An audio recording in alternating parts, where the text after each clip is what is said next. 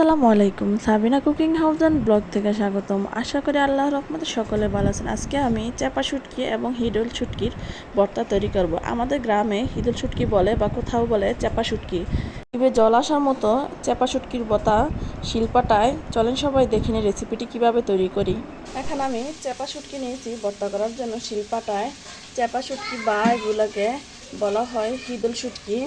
আজকে অবশ্যই একটি মজাদার ভর্তা তৈরি করে আপনাদের সাথে শেয়ার করবো। চলেন সবাই দেখে নিই কীভাবে এই মজাদার চাপা শুটকির ভর্তাটা তৈরি করা যায়। আমি শুটকিটা একটু ভালো করে পরিষ্কার করে নেব। এদিকে আমি শুটকিটা ধুয়ে ভালো করে পরিষ্কার করে নিয়েছি। দেখেন, এখন আমার কাজ হচ্ছে এই শুটকিটার জন্য ভর্তা তৈরি করার জন্য আমি প্রথমে কিছু পেঁয়াজ ভেজে নেব। বিসমিল্লাহির রহমানির রহিম। অল্প পরিমাণে তেল দিয়ে দেবো। অল্প পরিমাণে তেল দিয়ে দিলাম।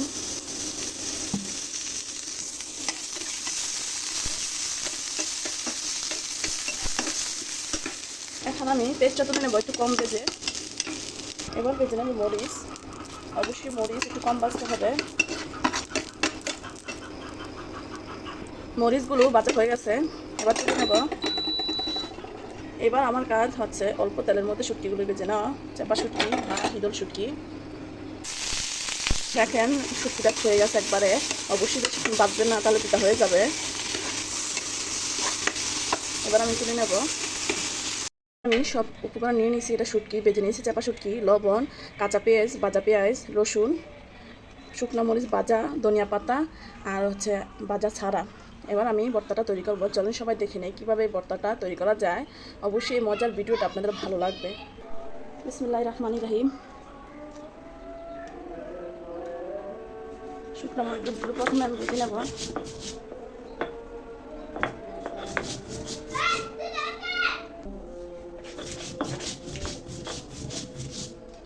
এবার আমি দিয়ে দেবো ভাজা মরিচগুলো। দিয়ে দিচ্ছি লবণ।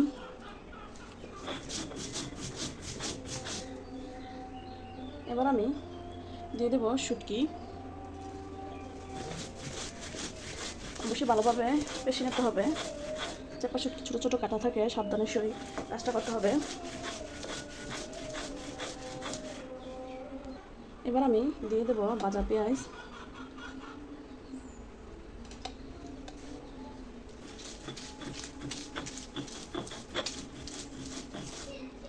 এবার দিয়ে দিলাম রসুন।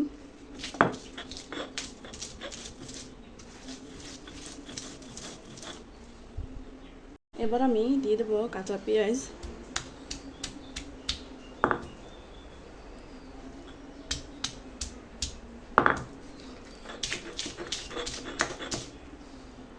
সর্বশেষ আমি ধনিয়া পাতা দিয়ে দেবো। অবশ্যই চাপা শুটকি ভর্তা একটু মিফাস করতে হয়, তাহলে খেতে সুস্বাদু হয়। আমার ভর্তাটা তৈরি হয়ে গেছে, এবার আমি তুলে নেব। আলহামদুলিল্লাহ, ভর্তাটা খুব সুস্বাদু হয়েছে।